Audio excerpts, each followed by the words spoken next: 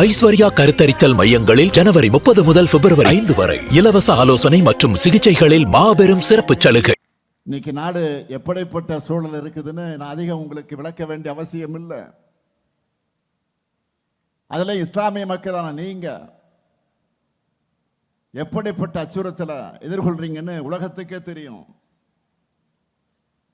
இப்படிப்பட்ட நிலையில நான் உறுதியோடு சொல்றேன், இஸ்லாமியர்களுக்கு பாதுகாப்பான மாநிலமாக இன்றைக்கு இருக்கக்கூடிய ஒரே மாநிலம் தமிழ்நாடு தான். அதுக்கு காரணம் திராவிட முன்னேற்ற கழகம். திமுக தான் சிறுபான்மையின மக்களை காக்கக்கூடிய காவல் அரண். அதனாலதான் உங்க உணவு அரசியல், கும்பல் வன்முறை போன்றவை இன்றைக்கு தலையெடுக்காம இருக்கு.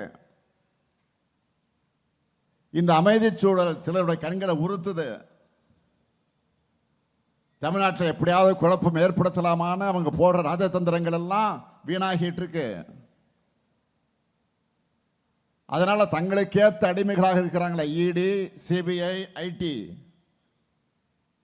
இது போன்ற அமைப்புகளை வச்சு மிரட்டி தங்களுக்கான கூட்டணியா உருவாக்கி மேடையை ஏறி இருக்காங்க. இன்னைக்கு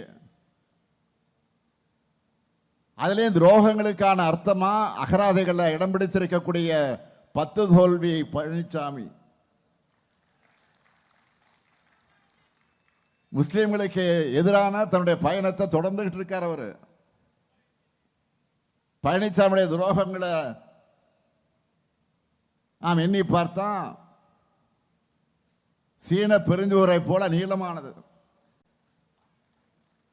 அவருக்கு தெரிஞ்சதெல்லாம் ரெண்டு தான். ஒன்னு காலில் விழுறது, இன்னொன்னு கால்கள் வாரி விடுறது.